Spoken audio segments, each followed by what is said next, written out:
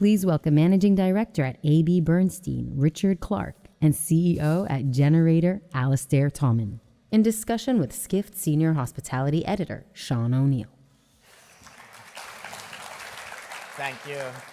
Richard, that was an excellent presentation. I was several data points and framings there that I haven't seen before, so I really enjoyed that. I'm going to quickly recap here because some people online may not have seen that previous one when we start this. So you were giving a presentation about how the travel market has reasons for optimism in demand, even if there are recessions in some areas. And one of the examples you gave was China, inbound, international will be a support, even if there's recession in some markets. And another possible demand driver of support will be bleisure travel, which is blended business plus leisure. And you at Bernstein, your team recently gave a report to your clients about blended bleisure travel.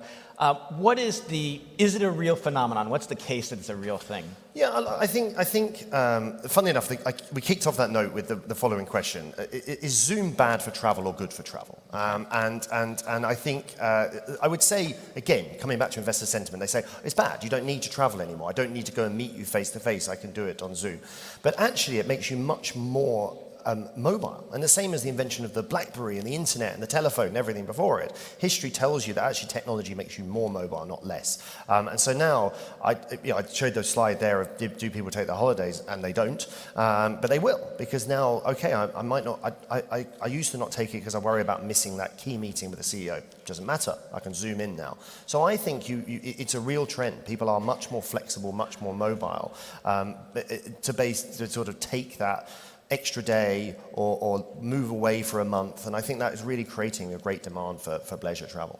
So in your report, you got into some examples that suggest why there's data to support this. So maybe build out some of that case. Yeah, I mean, I think probably maybe like two sort of almost two examples that I think are sort of like certainly bleisure related.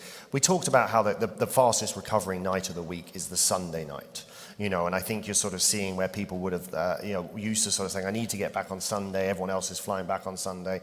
Oh, actually, I'm going to stay till Monday. So the fastest recovering night of the week in terms of hotel demand is Sunday night, second fastest is Thursday night.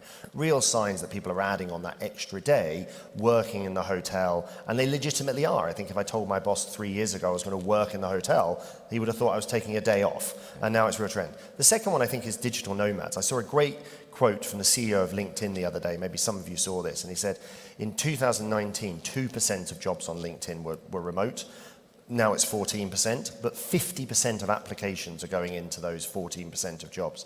And again, that's a step change. And that digital nomad, that ability to work remotely permanently or work remotely temporarily is new. It's new for a lot of people. And it's not just self-employed people, it's regular economy people who are also being more flexible. And that's also bleisure travel, because you're able to say, well, I want to go and visit this place, but I'm actually going to work there as well. I'm going to live there, and you can engross yourself into it. So yeah, I think real signs that that's a new travel demand. Okay.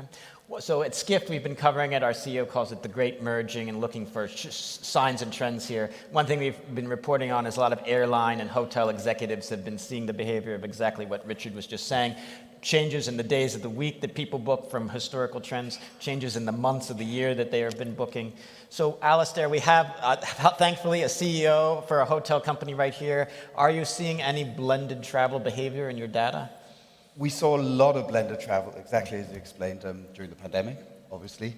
The markets that we cover are really high compression markets around Europe and the US, and something which we've seen which has really changed now is that this customer, we actually don't necessarily want that guest anymore, because that customer will spend longer time in the hotel.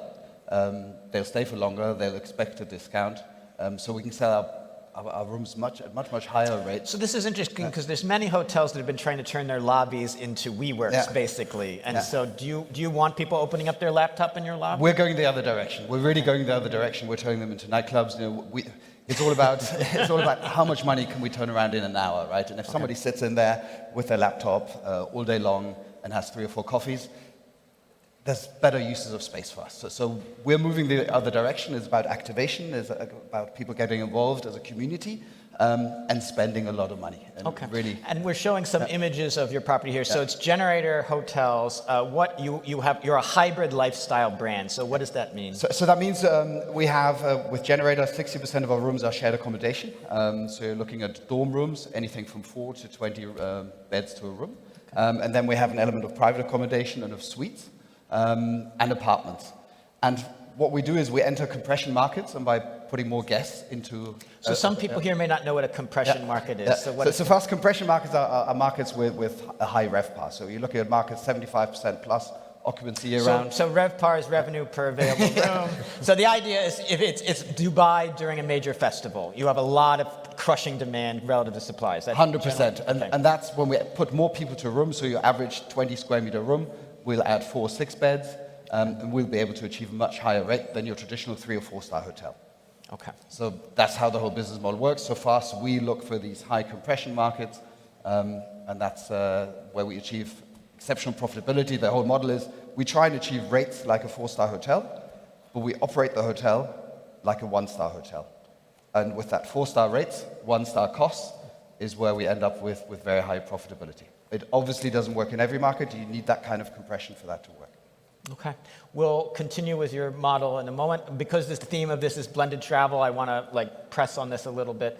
So you had a chart, Richard. You were talking about hotel pricing and this is the unusualness of this.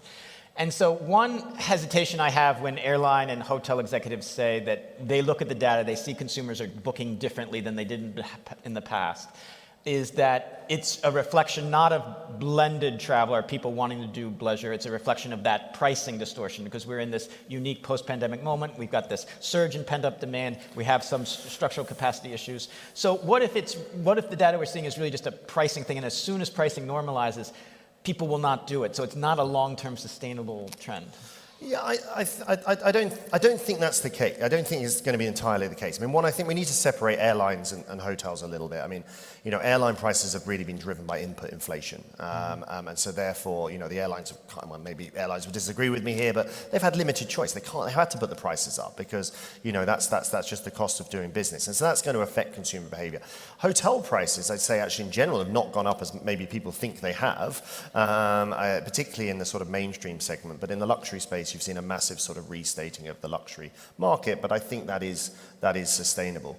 I also think, is that driver towards people wanting to take longer trips, more flexible trips being driven by just the cost? Maybe there's an element to that, but I think there's a couple of other attributes in there. One, we talked about people's work patterns are just different, and their ability to be where they want to be is just very different, and that's going to be sustained. Whatever Elon Musk is doing at Twitter, most companies are allowing at least some element of increased flexibility, and that will change how and when you travel. And then the other part is, I guess, the sort of Flugsskam, the flight shame, the ESG element, and everyone has been wanting to have an ability to deal with that, but they just struggle to think how. I still want to travel, but how do I, but how do I do that? And the clear answer is you take a longer trip. That's rather than going on, disposable travel 15 weekends away of the year and taking 30 flights. You say, well, actually, instead, I'm going to take 1 3-4 week vacation a year and travel around. Once I've done that one flight, I travel around, and I think that really will drive sort of saying I want to blend business and travel because it's good for the environment. Because you're not taking that extra flight, and I think that's sustainable in both senses. In both senses, yes. So just to sort of make sure I understand the thesis, so is there a structural increase in demand for travel because of bleisure travel? And what I mean by structural increase, I mean is that the average person spends a certain percentage of money on vacation every year, and they spend a certain percentage of money on non-travel things. Are they taking money out of their Netflix and their Peloton and putting it into travel and taking advantage of those unused vacation days you mentioned because of bleisure?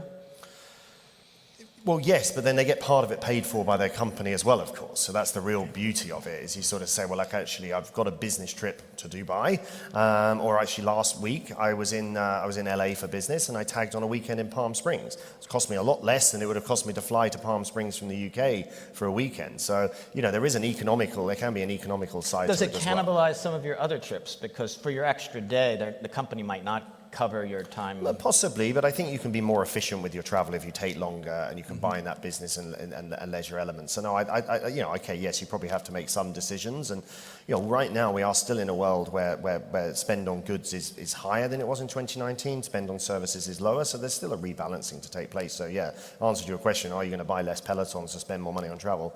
Yes, for a variety of reasons, but yeah, I think that's still a positive sign to come. Yeah.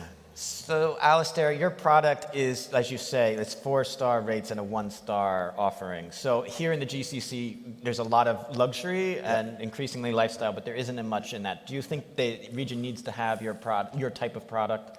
I think that there's a space for this type of product. If I look at what I've been paying myself for family vacations, etc., over the last 18 months to Dubai, it's a great example, right? Pricing is super high. If I had the option, instead of having to book 2 rooms in a 4 or 5-star hotel, to have a family room and all share one space, 24 square meters, that would do me nicely and would save a lot of money. And I think you're going to see, you talked about trading down early on in your presentation, that that's what usually happens when there's recessions, when pricing of 5-star hotels are really high.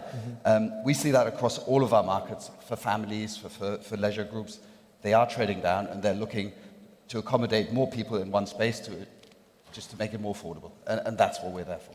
And have you been getting any investor interest from the region in your product? It's transformed. So until 2019, no one ever contacted us at all from the whole region. And just in the last 6 months, I was telling you earlier, we've had over 20 requests, management contracts, franchises. We're just negotiating our first deal in this region. Just the profitability is the argument. The leisure traveler we're bringing to the region, aged 18 to 30, has a very high on-spend, and we make it accessible. And we see a huge demand in some of our biggest clients. So our big clients are student travel organizations, youth travel organizations. They are suddenly coming towards us and saying, have you got anything regional? Is there anything going to come up? We want to start tours there. So there's definitely something happening. And I think that shift has happened because of the pandemic. Okay. Because for me personally, to Dubai was for me a place I used to fly through in the past.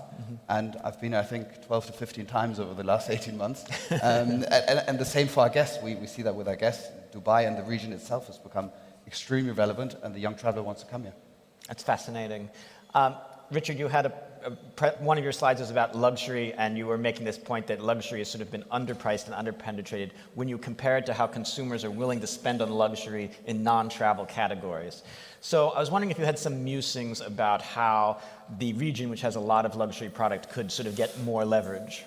Yeah, I mean, I think, so just to reiterate the view, basically our view is if you look at luxury as a percentage of the lodging market, you might conclude that there's kind of enough luxury hotels. The number of percentage of luxury rooms that are in the US, for example, has doubled from 1% to 2% over about the last 15 years. But if you look at luxury as a percentage of the luxury lodging as a percentage of the luxury market, you see there's plenty of upside to come. And I think probably, and it's interesting, I think the clearest almost example of that is how much you're seeing luxury companies investing in hospitality, that they're seeing that there's an opportunity there for them to extend their product out there.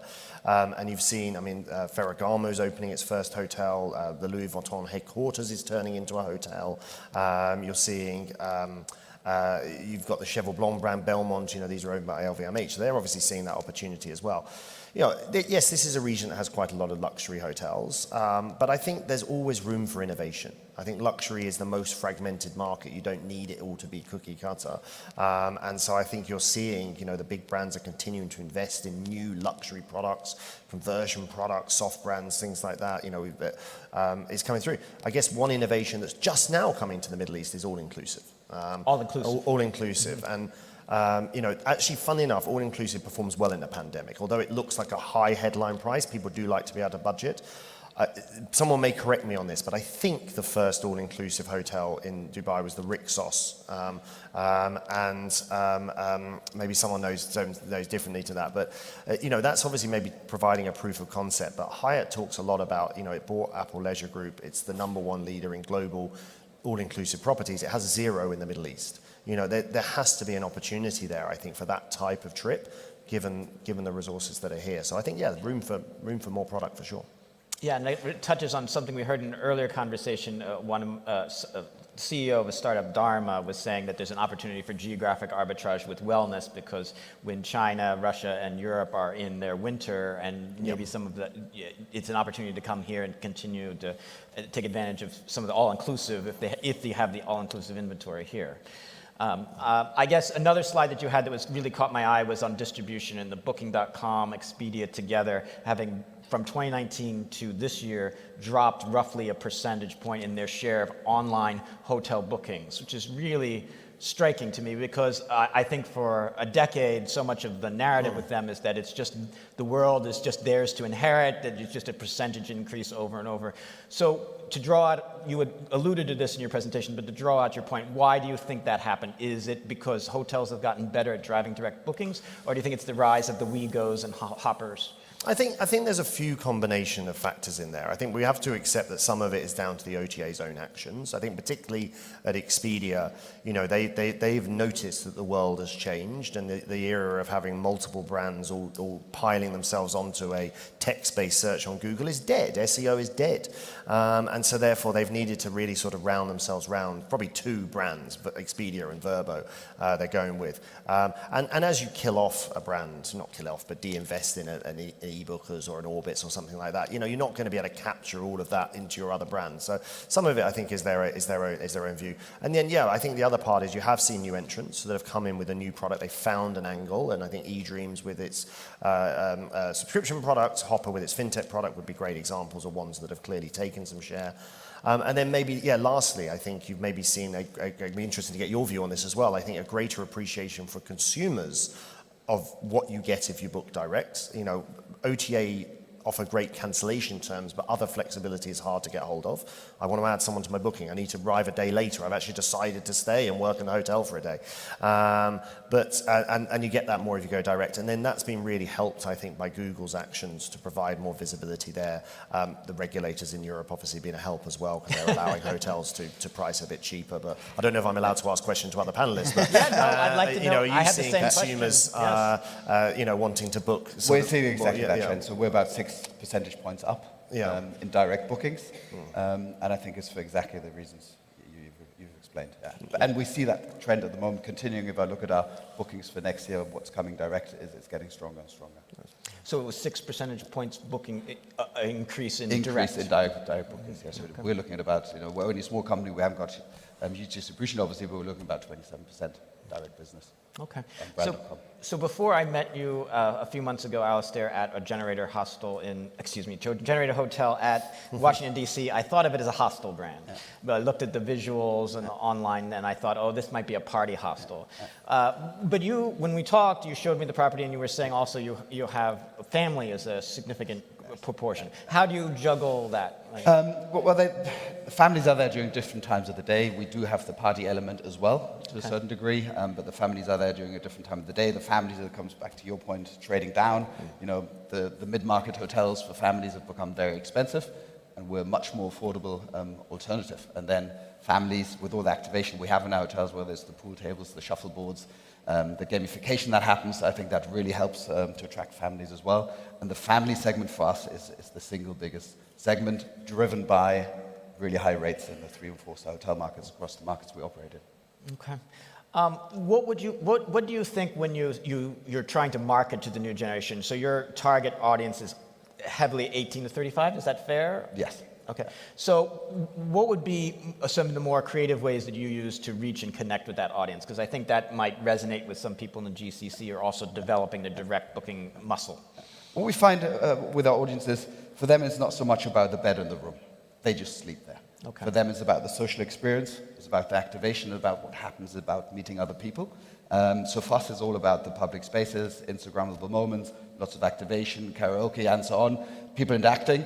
But most importantly for us, of course, everything they do, there's a cost to it and we make money on the back of that. So it's just on the return per square meter. That's what we measure our activities on. If an activity doesn't deliver enough, we switch activities. But that is the main driver. They're looking for an experience, that guest segment. Okay. So we heard earlier today, I was interviewed on stage, the CEO of Yanolja, and I was wondering, Richard, I don't know if you caught any of the conversation, but what would you take about the broader thesis that was being described about cloud-based, switch to cloud-based as an opportunity for transformation. Maybe talk a bit about the business-to-business side. I know that you're heavily, all the companies that you sort of talked about are sort of the suppliers, a lot of times the online travel agencies, but how do you feel like that part of the equation fits in? Yeah, look, I know Skift did a great article about this recently, so it speaks to that. But there is a great opportunity in travel from technology side points, and it comes down to personalization and things like that, and digital passports, and can you sort of link in from one hotel to another. I met someone yesterday who said that, he told me yesterday he would gladly pay $10 more for a room night if it didn't have a TV in the room. And he would pay $10 for them to just switch the Wi-Fi off at 11 o'clock every night. He wants that service. And it's sort of things like that would just be completely free for a hotel to offer, but you need the technology backup to do it. And I do think there's a huge opportunity in travel in general around personalization, a lot of which can be delivered for very low cost, but you just need to know how to do it and what to do it with. And those are odd examples, but they sort of fit into that. So yeah, I think you'll increasingly see it, and I think you'll increasingly see a bit like if you go and fly in an airline now and you can't check in online, you find that very frustrating. I've got to go and queue up, but we're still used to going to the front desk of hotels, but that will change. Eventually you'll say, no, I expect to have a digital room key. I expect to be able to choose my own room. So airlines maybe been a bit ahead, but I think the hotels will catch up. But you need that infrastructure around it, I suppose, to provide that service. Yeah, I have multiple thoughts about it, because airlines have managed to upsell every square inch of that flying tin can, and hotels have so much more that they could upsell and cross-sell. Have you been creative at all in sort of upselling and cross-selling? 100%. It's about optimizing the return on a piece of real estate at the end of the day, right? So for us, it's about every square meter needs to make money. So whether it's vending machines, whether it's games, it's all about these additional revenue streams. And I think especially our model and our part of the industry, shared accommodation, we get more people into a room, we have more people in a house, which means we have higher ancillary revenues.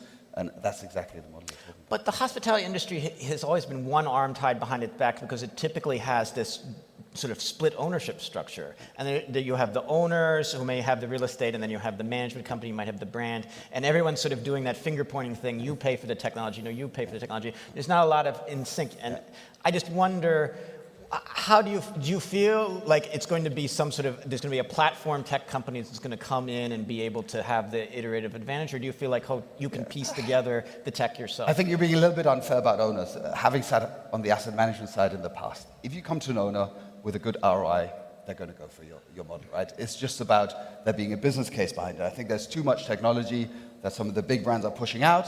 It's too early, there's no return on invest, it's just an expense for an owner. I get it why an owner would push back. But when we go to an owner with a business case, we've never had to know if there's a return on invest. So, okay.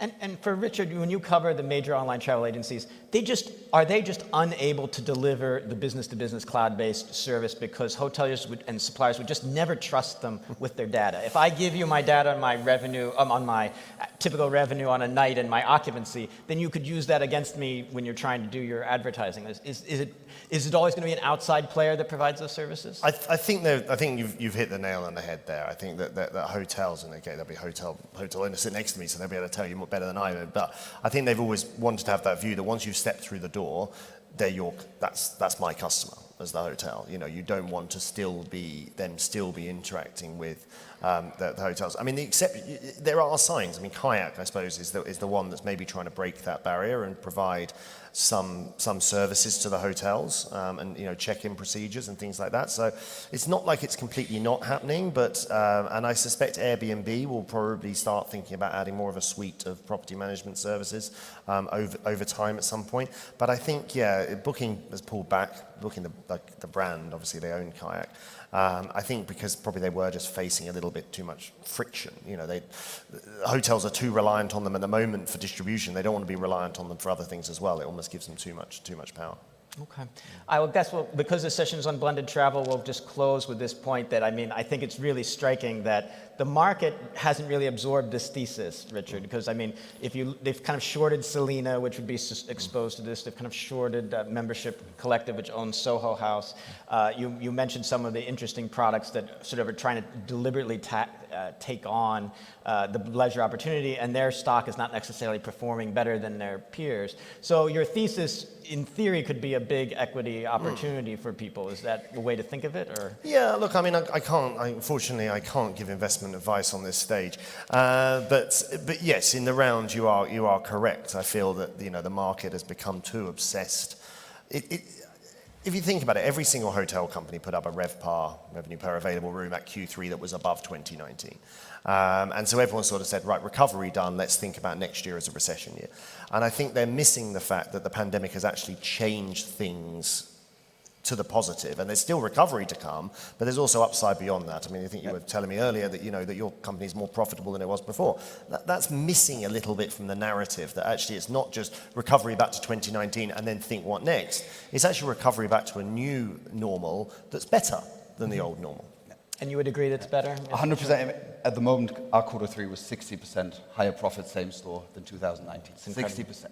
So even if there's some headwinds ahead, we're going to be able to cope with those. But these headwinds that everyone's talking about, if I look at our bookings on the book for next year, if I look at our booking pattern, it's looking fantastic, right? Next year is looking so strong, and yes, utility prices are going to go up a bit. Yes, there'll be a little bit of an issue around labor, but overall, we're looking at a fantastic 2023, and all the doom-mongering about 2008, 2010, I can't really see things getting that bad. No, it's a fantastic. Well, that's a very positive note to end on. Thank you very much, gentlemen, and appreciate you listening today.